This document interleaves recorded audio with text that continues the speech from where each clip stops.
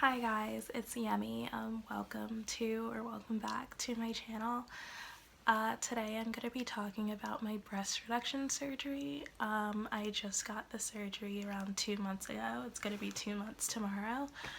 And I just wanted to share my experience. So if you were considering getting it, then you could use my experience to I don't know, guide you or something like that. So little background, I'm 21 years old. I have wanted this surgery for so long, and I'm just gonna flat out say it's one of the best decisions I've made. So without further ado, let's just get into the video. So I'm just gonna start out by explaining why I got the surgery. So for a really long time now, I've had really large boobs that were just kind of disproportionate to my body. They were way too much to carry. I had a lot of shoulder and back pain. I have a really short torso, so before my boobs would basically droop down to right above my belly button, just because that's how short my torso is and how big my boobs were. And other than that, it was just really hard finding clothes that fit me because I was really top heavy and kind of small elsewhere. And for bathing suits, I only owned two that I would constantly wear, which was a one piece that covered everything and a halter top that covered everything up here. So yeah, finding clothes that could fit me that weren't hundreds of dollars was just the struggle. Dealing with the pain, it was a lot, and so I just wanted to get rid of them. So for my first consultation, I went to a doctor about an hour away from me, and when I called, they said that I was in their network and that they approved of my insurance. But when I went there and after the whole consultation, they were oh, yeah, your insurance isn't gonna cover this. So that was kind of a waste of time. But at that consultation, the doctor measured me, just bust measurements, waist, all that good stuff. He didn't take any pictures, but yeah, he told me that I was a good candidate, and then he sent me to the person who worked there to figure out with pricing and everything. And so that consultation meeting cost me $150, and I ended up not even seeing that doctor just because I knew my insurance wasn't gonna cover it. So that was kind of a waste of time and money. So advice whoa, sorry, that was so loud. Advice to any of you: make sure that your insurance actually covers it before you go to a consultation and have to pay that fee, because really wish I hadn't done that. But yeah, so after that, I worked with my insurance, got a list of doctors who would have approved, and found the doctor that I was going to, and she actually works at the same hospital that my mother works at. So fun fact, I don't know, I really don't. So I went there, and the doctor, I was extremely comfortable with her, as soon as she walked in, which is really important. This person's operating on your body, you want to make sure they're good stuff. And I don't know, she was an African American woman like me, and that just gave me more comfort because I guess she understands our body more. I don't know. So she also took my measurements. We took some pictures. I explained why, and she talked to me okay, are you sure? Trying to make sure I was sure, because I am kind of young to be getting this surgery. I'm 21. I know a lot of people don't get it until I don't know, way later in life. So sorry I keep looking in this direction. I kind of have a list of notes that I'm referring to, and also sorry I sound so, I'm dealing with allergies right now, whatever. So she also asked me what size I wanted. I know when I was researching all this stuff, I was wondering if you were allowed to choose your size, and I told her that I wanted to be a B or a C, and I think she thinks that was too small for me, but she said that she could make me a C, but we'll get back to the sizing and stuff later.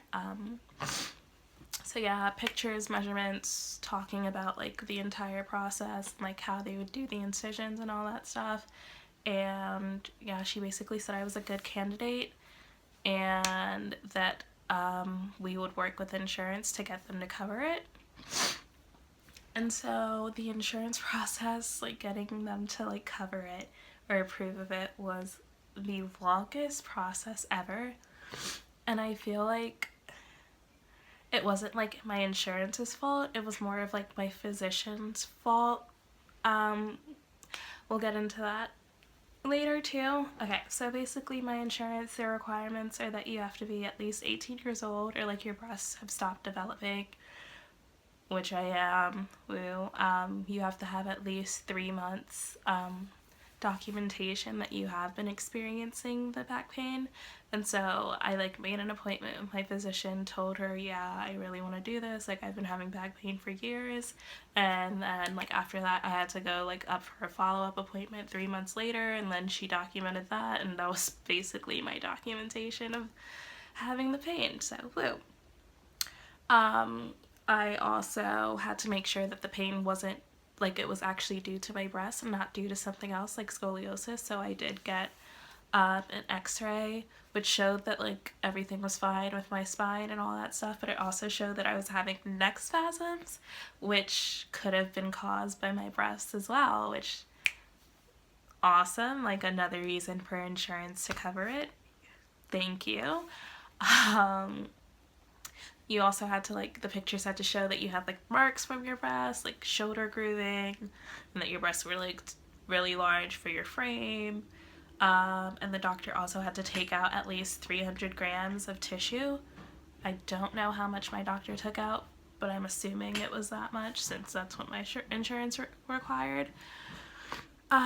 So in terms of like the long process, I started with the insurance in like early August 2016, and I was not approved until like mid to late March of 2017. I don't feel like calculating how many months that is, but it was a really long time. And like, so just like getting the documentation, like there are basically 3 different people or like groups of people involved: your physician, the surgeon, and then your insurance. And my physician,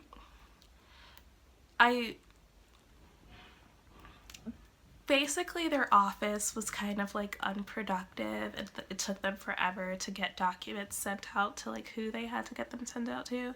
It was very frustrating. I was like driving so much because, you know, asking them on the phone just wasn't enough. Like I actually had to go in person in order for them to like do their job, which kind of sucked. But like, so a lot of driving, a lot of visits that like I shouldn't have had to do.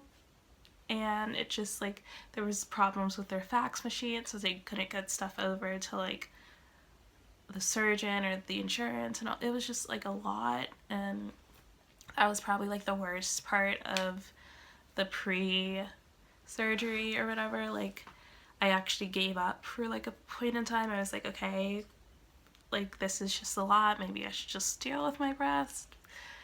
But yeah, so August to March, bam, whatever.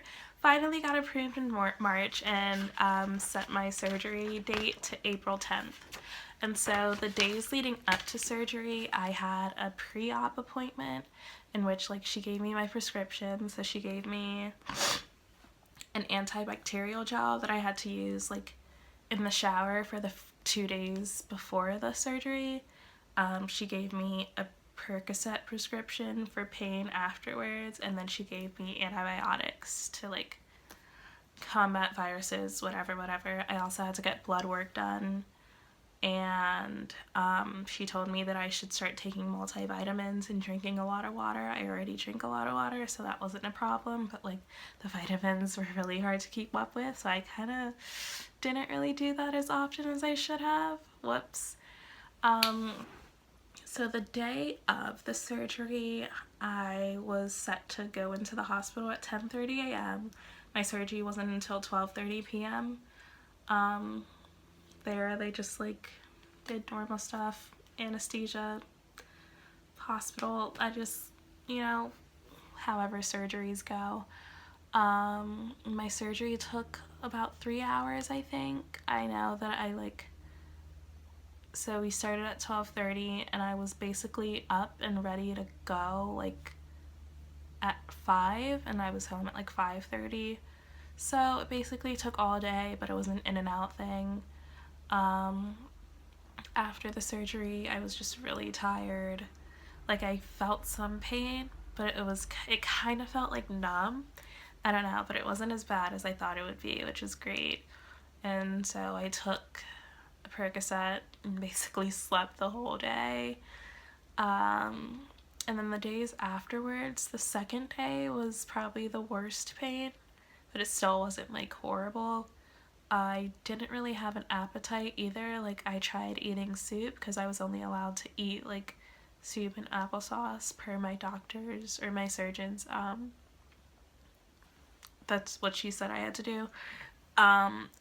Excuse me. So I tried eating soup and I just had like 3 spoonfuls and I was like, yeah, I can't really eat this anymore. Kind of felt nauseous. So I didn't eat for like 4 days. Like, I only ate like applesauce after that, which I could take, but anything else was just too much. So yeah, basically day 1, day 2, day 3, I didn't eat and I just like slept pretty much all day. I was like pretty responsive. Like, my friends were like texting me and stuff like that, asking if I was okay. I was able to like respond to everyone. Still like got to talk to my family whenever they would come in. I didn't have tubes, which was great. Like the drainage tubes that some people have. I don't really know what the requirements are to get those, but like I didn't have them, so that was something I didn't have to deal with, thankfully. The worst thing about, like, honestly, the pain wasn't even the worst thing. It was just like the bandages that they had were just so itchy and I couldn't scratch them well because like I wasn't allowed to take them off until my next appointment, my follow-up appointment. And I also couldn't shower, so I just felt really dirty. But yeah, so I had my surgery on a Monday and by Friday I was like up and running. Like, I hadn't even had it. Like, I drove and got Chick-fil-A and yeah, it was just I felt fine. So that was like 4 days of recovery and bed rest, which was awesome. And like in that time, my siblings were basically like waiting on me like for every move. Like, hey, could I get some water? And they would be like, yeah, I'd get you some water. It was just it was great. Like, I dig it. So I had my follow-up appointment on the Wednesday following, so about like 9 days afterwards. They took the covering off. I got to see how they looked. I was like happy with it, minus the scarring or whatever, but we knew that would happen. So and I was allowed to shower and then go back to my normal lifestyle, like, and drive, all that stuff. I actually think I went to the bars like that night, so cool. And so yeah, I was pretty much back to normal after that, which was awesome. So my overall feelings about the surgery, like I said in the very beginning, one of the best decisions ever. Like, I have no regrets. In terms of the scarring, like, I forgot to mention this earlier, but I already had breast surgery before. I had to get lumps removed, so I had scars around my areolas already, so the scarring didn't really bother me. Right now, I have a scar around the areola downwards and then like across right here. So yeah, I'm sure like that's how your incisions will probably be, because that's the way that most breast reductions will be. The only problem I'm having with scarring right now is that like around my areola, the scar is like really lifted. So when I wear like a thin top with like no bra or anything like that, you can clearly see where like my areola meets the rest of my boob, which sucks. But yeah, my doctor said that should go down once like it's completely healed, and I do like scar management with like the ointment that she gave me and like massages and stuff like that. And in terms of the size, I like my size now. Like, I'm wearing a bralette that has no type of protection, or not, no type of whatever it's called, but support, that's the word. It's a size small from Forever 21. I would never have been able to wear something like this in the past, so that's cool. I actually got measured, and apparently I'm a 32 double D right now. And like when I saw my breasts like naked, even now I like can't believe I'm a double D. Like I look like a C or something, but like that's what I am. And it's also funny to me because like before this I was wearing a 34 double D.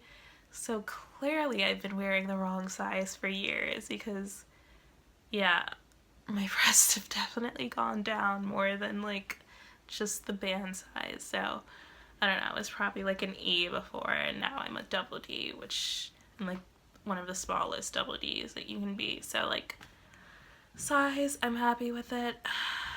I just, yeah, I don't really know what else to say. That's pretty much it. Like I bought so many bathing suits, so many like new tops and bralettes and stuff like that. I'm just so happy with like the way they came out.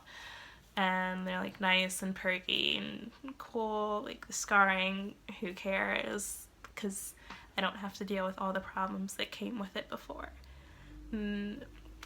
Yeah, so I'm really happy, and yeah, so thank you so much for watching. I know this might have been like all over the place and I might have jumbled and like said too much or like repeated things. I'm sorry. Sorry. But yeah, if you have any questions, I'll try to answer them down below. And yeah, that's basically it. Thanks so much for watching.